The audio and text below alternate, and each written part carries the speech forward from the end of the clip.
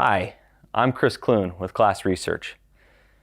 I'm excited to be here with you today at CHC to share a little bit more about the ARCH Collaborative.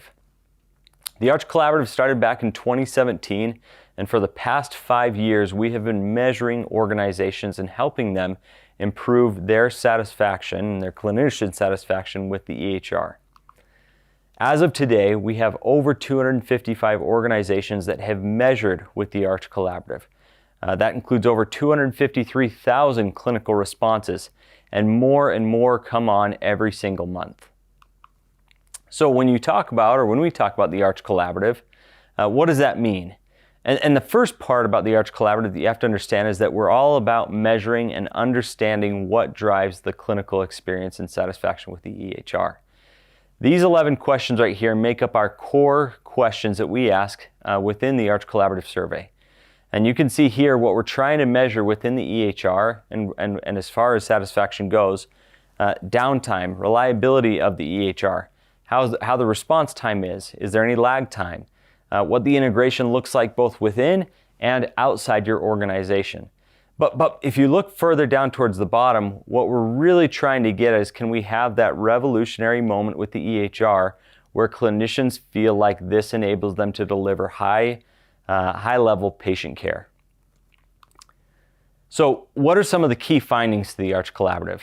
One of the core findings, and still makes a lot of people's paradigms shift today, is the notion that you can be successful no matter what EHR you are using. As you can see on this chart, and maybe the most condensed bar chart you'll ever see in your life, we are measuring a lot of different organizations that are using different EHRs and many organizations that are using the same EHRs.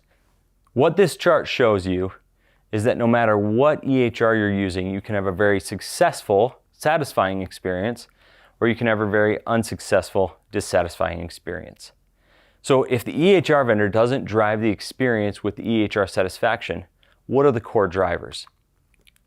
If we look at the core things that really are driving the variation with end user experience, it's the EHR vendor at 22%, it's the organization at 18%, and the clinical end users at 60% of the variation. So again, we look at this and understand that the EHR vendor is a core part of this, but the majority of the variation and satisfaction is really driven by the organization that uses the EHR and the clinical end users.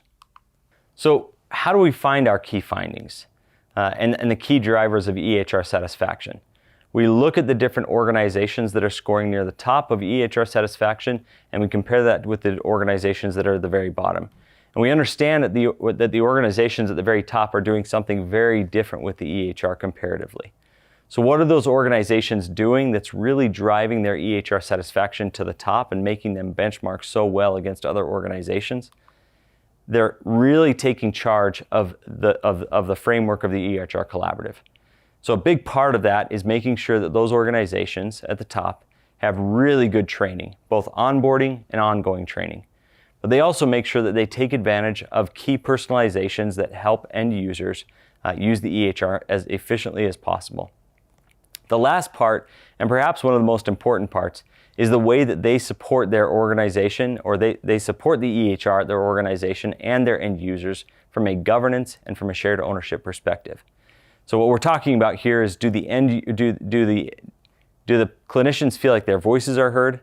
Do they feel like they are able to shape the EHR in a way that's going to be most helpful to their department and to their specialty? When we look at these specific variables, we can explain about 70% of the variation that we see in any end user's experience with the EHR. We're excited to have Intermountain here with us today. Intermountain has measured several times in the collaborative and has seen tremendous improvement in clinician satisfaction. Chris Gorley is here today to be able to share Intermountain's journey through the ARCH Collaborative. Take it away, Chris. Hello, my name's Chris Gorley, and I'm the Clinical Informatics Director over Adoption Support with Intermountain Healthcare, and just extremely excited and honored to represent Intermountain Healthcare here at the Cerner Health Conference and discuss Intermountain's journey for better EHR experience through training, coaching, and mastery.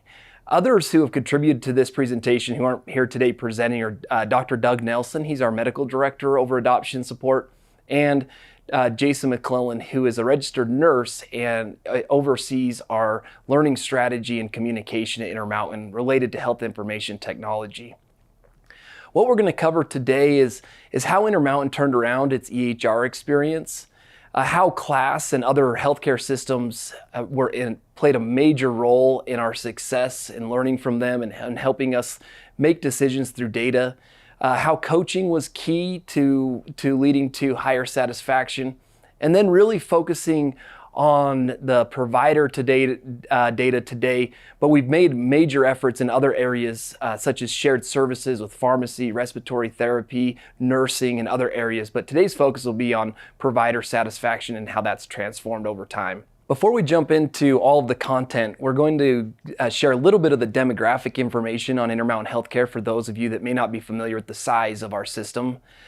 We are 24 hospitals in the Intermountain West with about 215 clinics and continue to grow in Intermountain West. We have a major children's hospital, primary children's hospital with 289 beds that will cover a little bit of detail in their EHR satisfaction specifically. Over 40,000 employees and about 2,400 employed physician and APPs. CTIS, that's the organization I'm a part of. It's our Care Transformation and Information Systems is a part of the organization. As far as Intermountain's EHR and transition to Cerner, we were previously on a homegrown system that we called Help 2 and with no CPOE. And then we transitioned to Cerner through 10 go-lives across our entire system from 2015 to 2017. The focus of on the implementation training was really classroom-based, and with how quickly Intermountain was trying to move rapidly to get this implementation in, the training was pretty minimal and support was minimal to be able to accommodate a rapid deployment. There's been very limited new caregiver and ongoing training programs in the past, which is an area that we've really focused on to continue to grow, and we'll talk a little bit about that as we go.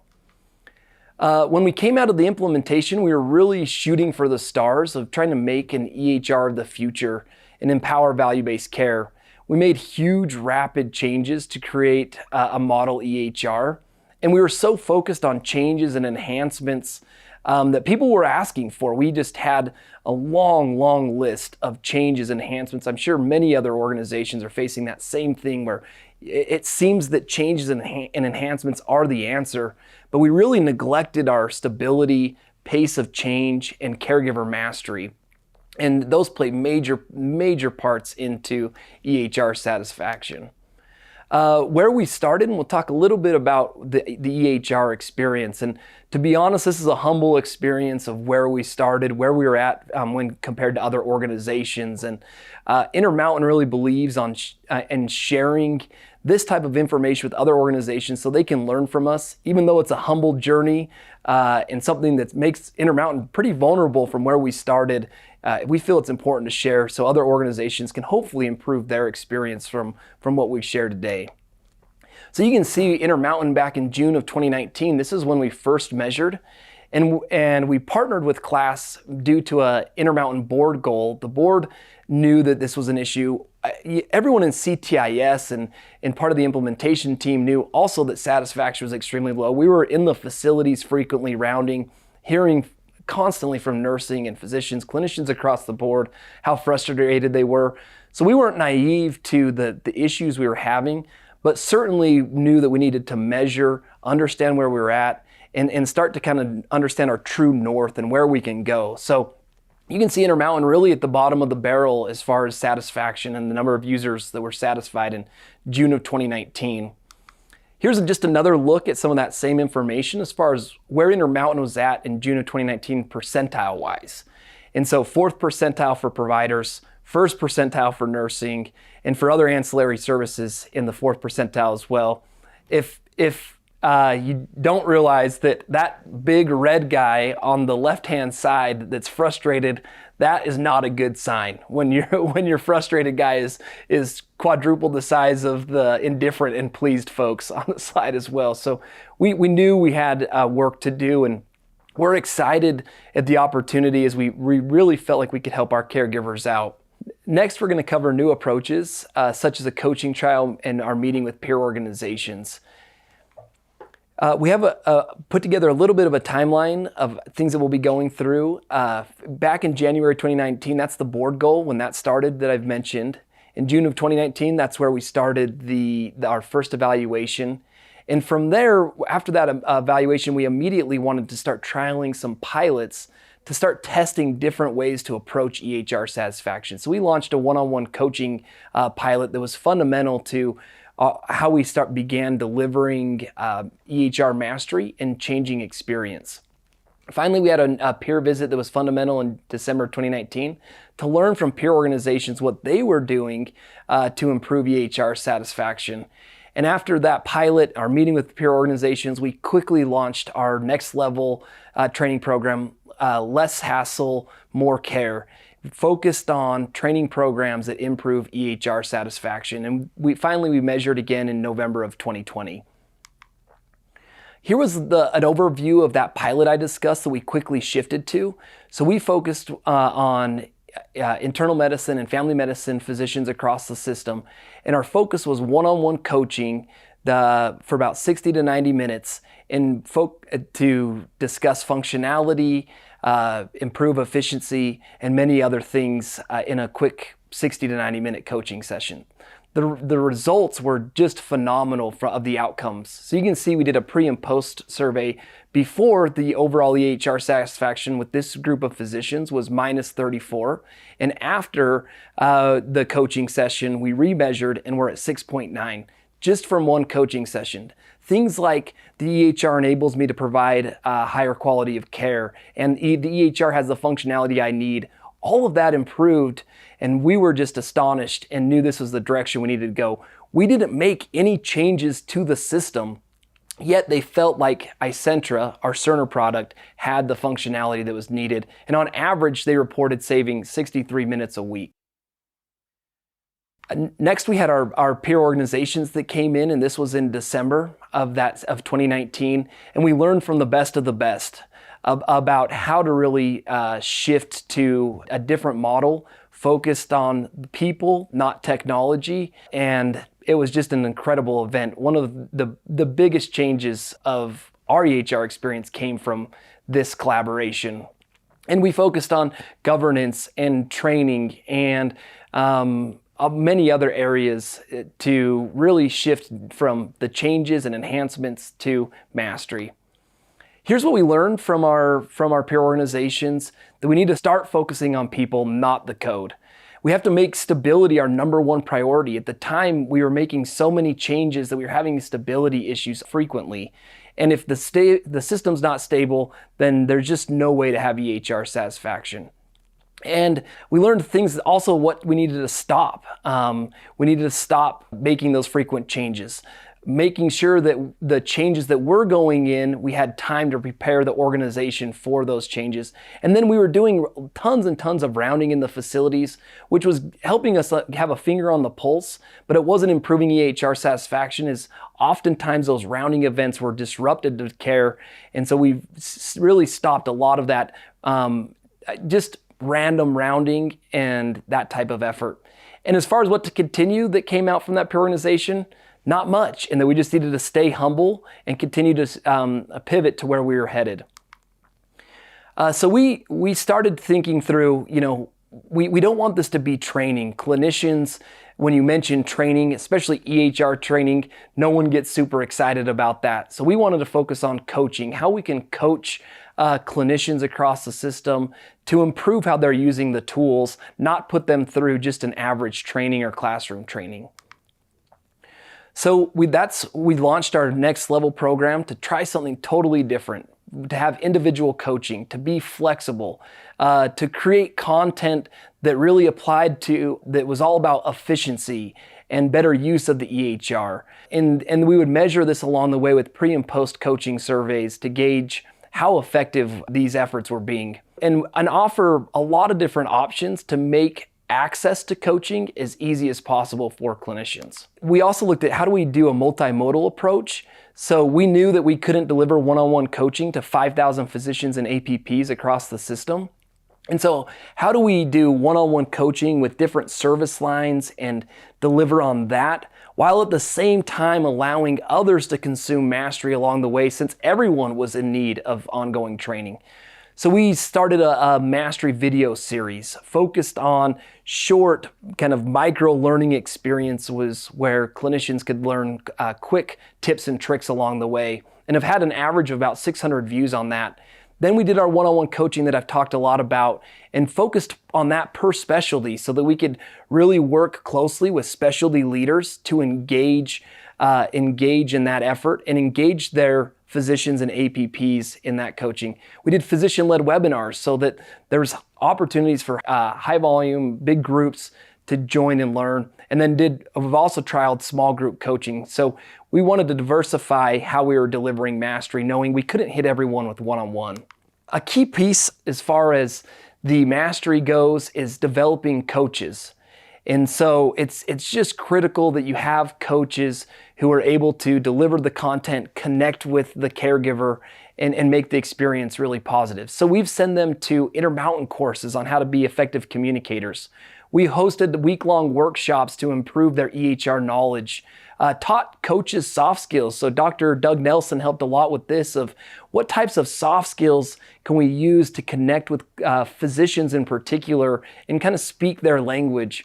And then invest in training and analysis tools such as Cerner Advance so that coaches are well prepared for the session. In addition, KLAS has some great tools that help us evaluate the effectiveness of coaches. And this is just one sample that we have that's called the Trainer Quality Benchmark.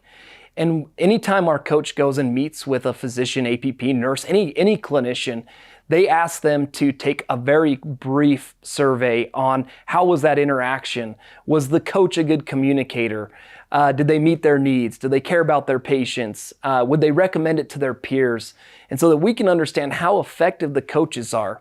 The last thing you want to do when it comes to coaching is have negative coaching experiences, because that type of word spreads like wildfire. As far as if the coach isn't well prepared, if the content isn't applicable, if the changes don't make a difference, that can really ruin a training program quickly if there's negative comments going around about it. And so we really want to understand how effective our coaches were. And here's a sample of some of our coaches that we work with. And we're really, really proud of how they developed and delivered.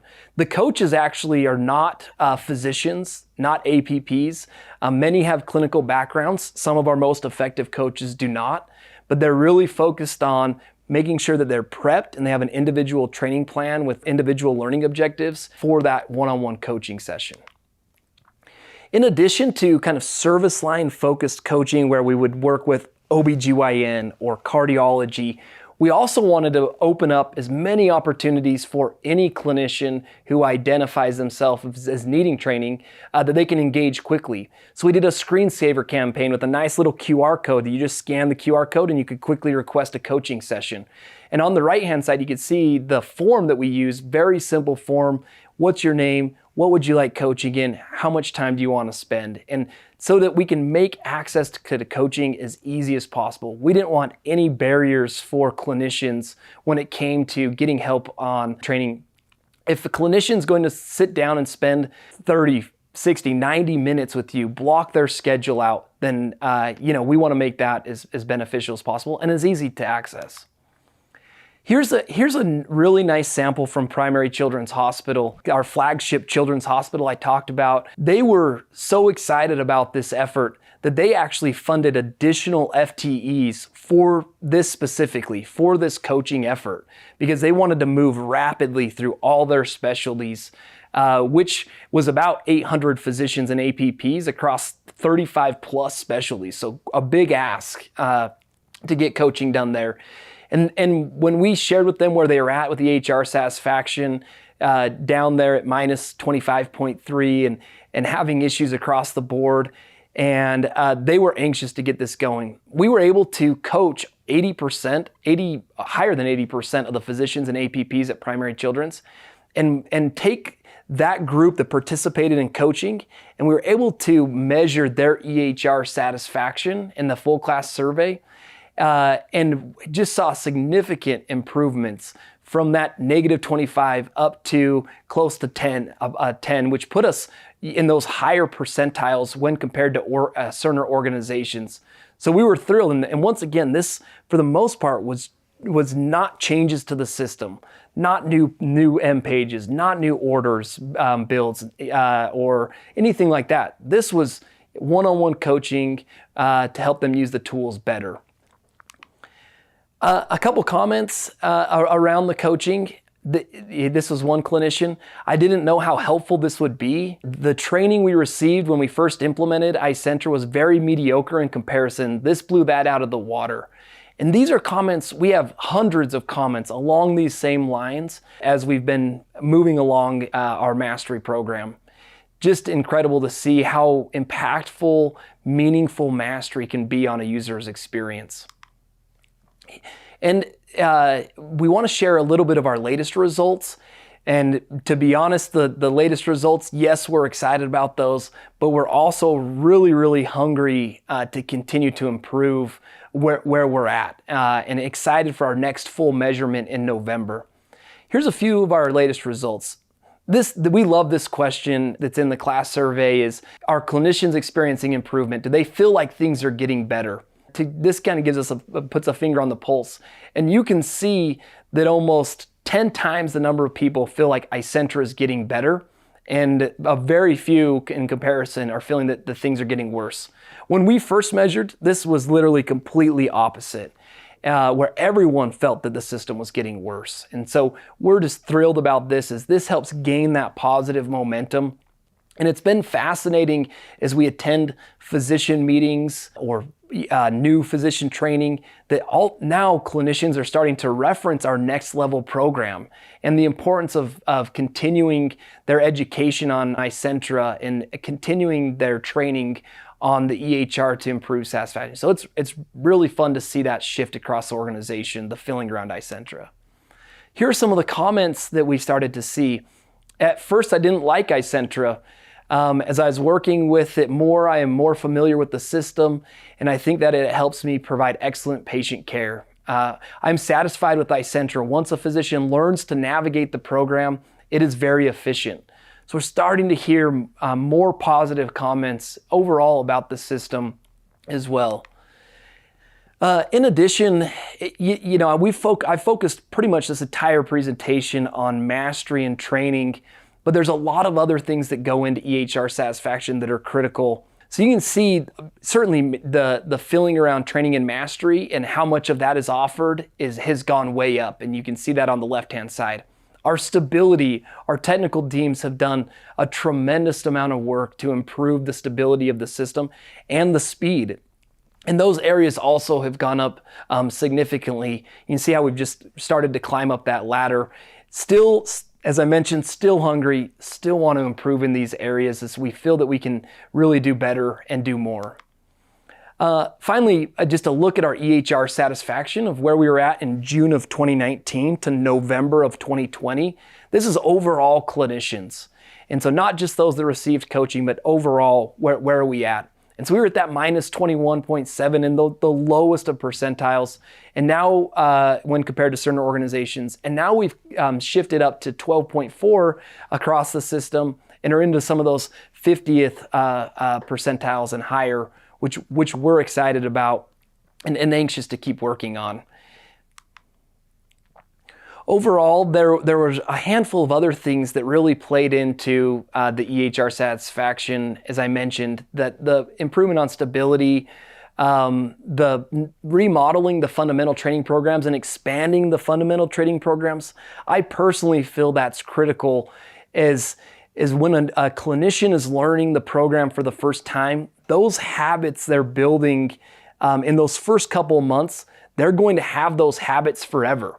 I went to an ophthalmology office that I worked with during implementation, and those physicians and APPs, they're literally using the system the exact same way they were trained 4 years ago.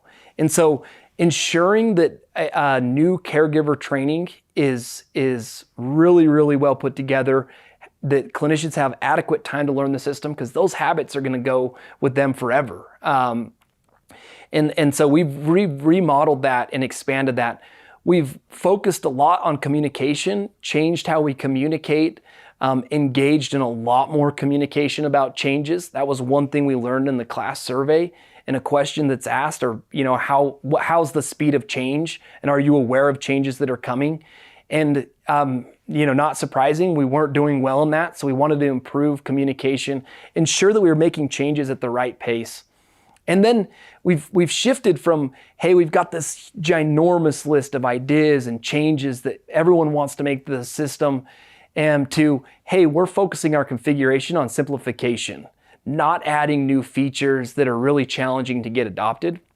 And then it's been just awesome how not just our teams that are focused on communication and training have changed, but other teams, technical teams, have changed across the system, saying, hey, we've got to make sure we have really good communication plans for these changes, and that we do the change management piece and ensure people are prepared, and also that we have a good training plan in place and those types of things prior to changes going in. So it's been a shift in culture for everyone. It used to be training as a last thought, and we were scrambling to put together a tip sheet. And now very few changes go in with impact that don't have a good deployment plan. Finally, this was Jason McClellan. I mentioned him as a contributor. He did a nice non-scientific study from the class survey on angry words. And so certain angry words that we were seeing frequently, he measured the decrease in those angry words from June of 2019 to November of 2020. And your common cuss words reduced by 100%. Major areas around hate and stupid, those types of things, decreased significantly. And we're still trying to figure out how the system is less stupid but more dumb. We still haven't made the connection on that. And other words, kind of angry words from a technical standpoint, downtime, freezing, those types of things have also decreased. So this was our non-scientific study that we took from the data. And finally, we just wanted to thank you. It was a rocky journey. It's humbling to be here presenting where we came from and sharing these experiences. And it just takes a lot of courage to share our story. But we hope that for you and your caregivers can really benefit from the lessons we learned, maybe some of the mistakes we made early on, challenges we faced early on, and that you can turn around your EHR experience and reduce that burnout and help clinicians across the country who are really struggling with the pressures of a pandemic. And the last thing we want that is for the computer system to be a barrier. So we appreciate it and are grateful for the opportunity to share. Thank you. Welcome back. I'm Chris Clune, Director of Provider Advisory Services here at CLAS, and we're joined again with Chris Gurley from Intermountain Health. We're grateful for the time that you spent with us sharing your road from where you were to where you are today. So yeah, hopefully it was helpful. Great. So we're going to jump in with a couple of questions that we think you probably all have for the Intermountain team, and obviously you're going to jump right into those. But one thing that comes right off, and we hear a lot when organizations measure, is there's a lot of fear in that first score, right? What is it going to be? Are we going to be in a tough situation? Or are we going to be really happy with the results? So we've seen organizations that struggle with that buy-in and some of that fear. How did you guys handle that? How did you get buy-in? How did you kind of come into that with more of a growth mindset? Great question, and certainly we were nervous about the first result. Honestly, if I was going to be honest, I'd say our second result was even more nerve-wracking because we'd put so much time and energy into improving it, so we were just hoping it was making a difference. Yeah. But the first, Intermountain's extremely focused on making decisions based on data, that type of thing, also continuous improvement efforts and having that growth mindset. So the Intermountain's board set a goal for this and wanted to measure to help us really drive in the right direction. So it wasn't very difficult getting any buy-in. Certainly we were nervous, but we were also out in the facilities and working frequently hand in hand with administrators and physician leaders, and we knew how bad it was. So I wouldn't say that the results were really surprising on that first measurement by any means. It was certainly humbling, because when you see it, from the numbers perspective and percentile, that's humbling. but we weren't surprised by the results or scared of it. I think we were anxious to measure so we could improve, because it was heartbreaking to hear the clinicians, the pains they were going through, that they couldn't rely on the system, they couldn't deliver care, and we wanted to make it better, and we're hungry to do that, and you just have to be humble. That's great. That's great advice. Another part that you mentioned that I think was really interesting, and we hear organizations that want to change a lot through technology. We hear at times they say, "Oh, don't worry, we're working on that because we have new technology that's going to come in and fix everything." But when you talked about, we slowed down our change. We knew that was an issue. We know that there's a fine line between hearing users and also maintaining system stability, or navigating change fatigue. How did you guys slow that down to make it better for your end users? So governance is a big piece of that, and we worked a lot on governance as far as really identifying what are the top priorities that align to Intermountain strategic initiatives that are going to really make a difference, prioritizing that and understanding what's going to move the needle versus just trying to rapidly change as much as possible. Also, it was a big culture change around that we were making changes frequently. When we came out of implementation, it was weekly, and that was really rapid. Now we're every other week, which still seems pretty fast. And so we knew we had to reduce the number of changes. And quite frankly, clinicians who are on the system, a lot of times they don't know what they don't know. And so they're submitting a lot of ideas, but we'd put in ideas that just weren't adopted, that didn't end up making a difference. There was times we put in ideas and a clinician would say, "That's exactly what I asked for, but it's not what I need," And so we were seeing a lot of that and knew we had to slow things down to allow the business to adopt the changes that were coming in, make sure we were able to communicate and deploy them effectively. And then, it's like that hierarchy of needs. If to me, stability, if you don't have stability, you don't have anything else. You could have the coolest, most up-to-date, state-of-the-art EHR. If it's not stable, you're not going to get very far. So we knew slowing down so that we could do better testing, better QA before putting in the code would also increase stability and improve that satisfaction. Okay, so we were talking about changes within your organization and how you're making changes a lot. Now that you've reduced those a little bit, you mentioned that it's still fairly often, right? If you hear it every couple of weeks, how do you get that communication out? How do you make sure that those changes, really help the providers versus hurt them or become more noise for them? So we have a really kind of set rule that any change has to come out and be notified 2 weeks in advance at the very minimum.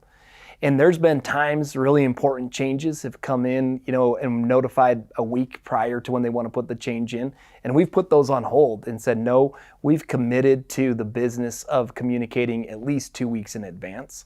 And then we've started a lot of different deployment type meetings, implementation meetings, coordination, so to make sure that we're ahead of the schedule. Sometimes 2, 3, 4 months out of changes that are coming, so we can have a really good deployment plan. Do we need on-site support? Do we need a video built out? Do we need more than a tip sheet? Do we need, what does that really deployment communication plan? I think we focus a lot on the technical change management, but to me, even more important than the technical change management is the people change management. If you implement something and it's not adopted, that you've wasted tons of resource and time and energy. And so really, the training team and communication team's been empowered by senior leadership at Intermountain to put changes on hold and say, no, we're not putting that in. The timing's not right. The people aren't prepared. The communication and training wasn't sufficient. And that empowerment's really made a big difference. Yeah, and you bring in your trainers, and that's amazing. One of the first times I've heard where you kind of empower the trainers to say, let's put this on hold. What is their role? Is it training before? Is it they're in charge of tip sheets? Are they training after the implementation or after the change happens? Or what's their role in all this? So our coaches play a major role in deployments, both small deployments and reviewing what the change is, maybe helping with some testing, how is this going to impact the workflow, making recommendations on what type of training plan is needed. Is it a tip sheet that's needed, or is it on-site support, for a bigger change to really help with adoption? So our coaches are involved, and then our learning strategy team's the one that really drives that. and evaluates these and makes the recommendations on the training plan so that we're really ready to go. And we've put in a lot of things that aren't adopted, and I'd imagine other organizations have done that as well. And once again, you're just really wasting resource, both technical resources and business resources, by putting things in that aren't used. And so we really critique that in depth prior to it going into production now. And like I said, that's made a big difference, especially in contrast to when we were doing implementation and changes were going in almost daily. Yeah. And so it's a big difference. I think that's really great how you're thinking about that now. I think there's still a mindset of, well, technology is going to solve our problems. How did you move past that? Was it data? Was it a realization, an epiphany? What really got you guys to think, okay, we need to think about this differently versus technology? We're more people focused. Really the partnership with KLAS. I mean, KLAS has been instrumental in collecting the data, but not only collecting the data, but helping us they really put the story together of how the data can help us drive changes. I think that's the biggest thing is, I mean, a lot of organizations can give you the data, but I think being able to say, hey, here are insights on the data, recommendations we'd make on changes, here's what other organizations have done, and that's made a big difference for us. I don't think we'd be in a position to say, hey, really all these technical changes aren't going to make the biggest difference on EHR satisfaction. What's really going to make the difference is the adoption, helping caregivers use the tools they have and be more efficient. And that really came from KLAS helping make those recommendations and other peer organizations so that we could shift that culture. And certainly there's enhancements and changes that are needed. And we're putting those in. I mentioned on every other week we're putting in changes. But the changes that we're putting in are focused more on simplification, not adding steps or adding pages or adding complexity, but really simplifying the system. That's what clinicians we've learned really are after is, how do we simplify this thing so I can spend less time on charting, more time with patients, and that I can find the information easier and quicker that I need. That's great. And I would say we love to help out. Most of our data comes from providers like you, and we get the data and we're able to help that way. But there's a lot of providers out there that have made some really great changes that we're just able to maybe regurgitate and say, hey, here's what so-and-so did. There's a lot of really great people out there, a lot of great organizations. So I want to jump to the coaching side, because I think that is fantastic. It seems like that's where you put a lot of energy and a lot of time. But if you look at coaching, and I'm going back to the Arch Collaborative Summit back in July, you mentioned something about using, I think it was like a film session. Are you using any Cerner tools that help you do that, or what type of filming session, what type of tools are you using to really help your coaches prepare to train individuals? So Cerner has some nice tools that have helped us. One is Cerner Advance, and so Cerner Advance, I'm sure most organizations that are listening into this are familiar with Cerner Advance. It does a breakdown of how much time spent per patient, where that time's being spent. And we've used that, leveraged that tool a lot to really start putting together the picture. I think that's just one piece of the pie. The other piece is we do kind of film study, almost like a sports team watching film. And we use it's called Smart Audit, or I think they just changed the name to it, but it's basically records the sessions of clinicians, and you can go back and watch that and look up a clinician and watch them through their patient flow to say, hey, this is where I think we can make a difference. You need to use more auto texts, or you can need to use summary view and message center, or let's build you some patient lists. Let's build you note filters so you're not searching through all these phone messages to find the ED note you're looking for every time you go in. And so that's the second piece. And then the third piece we've done a lot of is asking the clinician, what do you feel like you need help on? And sometimes we'll spend, 90 minutes helping a physician build out patient letter templates, because that's what they feel like they need help in. And we always listen to their voice and make that a top priority. Yeah, Cerner Advance tells us this, maybe the film study tells us this, but the clinician wants to focus here. Let's focus here. And oftentimes those clinicians, they want follow-up sessions and say, hey, now that my note templates are built, let's work on my orders and let's work on my auto text. And they start seeing how they could do kind of little module trainings along the way. That's awesome. I'm a little curious because you mentioned you do one-on-one training for 30, 60, 90 minutes at a time, and you just mentioned it again. So in that film session, in that prep session that your coaches are doing, how much time are they spending to get ready for one encounter with someone that needs help? Yeah. So when we started, and I don't think I made this clear in the presentation, and it goes back to the enhancements and changes. We didn't come in and hire this training team and say, hey, we're going to add X number of FTEs and we're going to start expanding these training programs. We made deliberate decisions to shift folks who were analysts, rounding, taking changes, helping facilitate changes, and taking them and really repurposing them to this coaching function. That's how much we believed in it. That did two things. That slowed down changes because you don't have as many people doing changes. That slows it down. And it also allowed us to shift to this new model. And so it was, we had to develop the coaches, and we spent a lot of time trying to develop that skill set because it was new for a lot of them. And they've done a tremendous job. Can't speak highly enough about the coaches.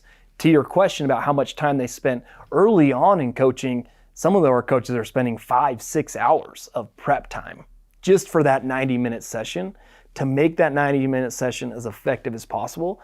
And over time, now we're 18 months into it, and they've just developed more and more of a skill set towards it. And so we've seen that investment go down, which allows us to coach and offer more products and more coaching because they don't have to spend as much time because they've built that skill set up. And now, maybe we're around 2 hours of prep work where it used to be 5 or 6. That's great. And I think it's important to hear that you can repurpose people. I think a lot of times it's just viewed as we have to make this major investment. So that's great to hear.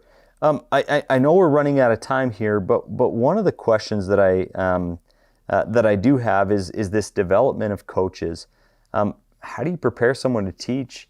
You mentioned that you use kind of a mixture of non-clinicians and clinicians. Where do you see that make the most sense? We've read some case studies that indicate, hey, if you have physician to physician, kind of peer-to-peer coaching is the most effective. And from a resourcing perspective, we don't have that many medical directors. And from a resourcing perspective, it didn't make sense for Intermountain to pay physicians or APPs to do the coaching. And we felt confident in our coaches' ability to learn, connect with the clinicians, and deliver good coaching. And so it was just a shift in culture and promoting, hey, we really need everyone to buy into this coaching and the importance of coaching. And honestly, it wasn't a big sell. Everyone was all in. And after they had 1 or 2 positive coaching sessions, the momentum continued to grow and grow, and the excitement. Now when I do one-on-ones with my team, the thing they look forward most to, one-on-one coaching. Yeah. I would have never guessed that 2 years ago because they were interested in the informatics, the analysts, the changes. And now what they look forward to the most is this coaching because they know that's going to make the biggest difference. And so just thrilled about that. It does help for clinicians. A lot of our team in nursing, rad techs, a variety of folks that do coaching. And it does help with the clinician background because I think they can connect with those caregivers. They've worked with physicians. They've worked with nursing there, for 10, 15, 20 years. And they can really speak their language. But we also have a lot of non-clinicians who are some of our highest, most effective coaches because they've spent a lot of time. They've learned how to really connect with that physician and say, hey, I know you didn't go to med school to spend time on a computer, and I'm here to help you decrease your time on computer. Just things like that connect with them. We've even had coaches where at the end of the session, the physician says, where do you practice? It's like, oh, I'm not a physician, because they're so good at being able to connect, do that study, and connect with that clinician. So it's been cool to see. So that's great to see the involvement, the excitement that's coming out of that.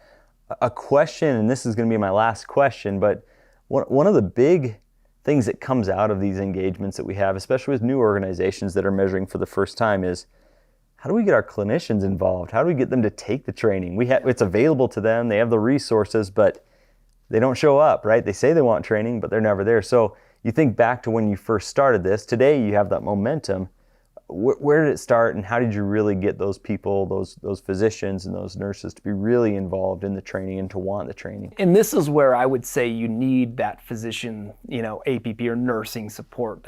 So first we went out and pretty much we're like traveling salesmen, and we're going everywhere and saying, hey, we had this one-on-one pilot, here are the results. We need physician leaders engaged to make this happen with lots of other specialties. And so we went on a kind of a traveling roadshow. We'd present, anyone that would let us present, we were presenting on the results to start getting specialties interested in this coaching and mastery idea, because we knew that there was no way for us to just start emailing physicians and saying, hey, do you want coaching? They're gonna probably ignore that most of the time. And so we knew we needed physician leadership, and that's where we went to that kind of specialty service line focus of saying, okay, we're going to do OBGYN. We do kickoff meetings with their medical directors and say, hey, are you all in on this? And are you willing to text and call your physicians and get them to sign up? And if you're not, let's wait till another time. And luckily, these medical directors are hearing so many complaints about Icentra at the time that, hey, we're all in. Yeah. And so we would partner with medical directors, we'd present in staff meetings, and then make it as easy as possible for them to sign up. No barriers to signing up. It's, hey, we will do it virtual, we'll come to you, we'll do it in the morning, we'll do it at lunch, we'll do it whenever you're available. We will make it work, make it really easy for them to sign up. And so it's that led by their physician leadership, led by their peers, and then making it as easy as possible is kind of what we found. And still we have challenges getting them to sign up, even with that type of thing. We've had some success where there's been compensation tied, like, hey, to get your VRP type payment, right, you need to participate. This is a part of it. We've had the medical director over the Division of Pediatrics at Primary Children's calling and texting, physicians saying, look, hey, you're signing up. And so it's that type of engagement you need. And we're just lucky to have incredible physician leaders at Intermountain that saw this wasn't about changes and enhancements, that we need to learn how to use the tool better. And they were all in on that. Yeah, that's fantastic. And maybe I'll just end with a quick comment. We have a colleague that lives next door to one of your physicians, and they actually said, oh, you work at Class. What Intermountain is doing is amazing. I feel like I have my life back. I'm able to practice and be with physicians. So what you're doing is really having an impact, and we're really excited about it. Wish we had more time. I know we'd ask a lot more questions here, but appreciate you taking the time. Thank you all for joining us, and we're grateful to be here at CHC.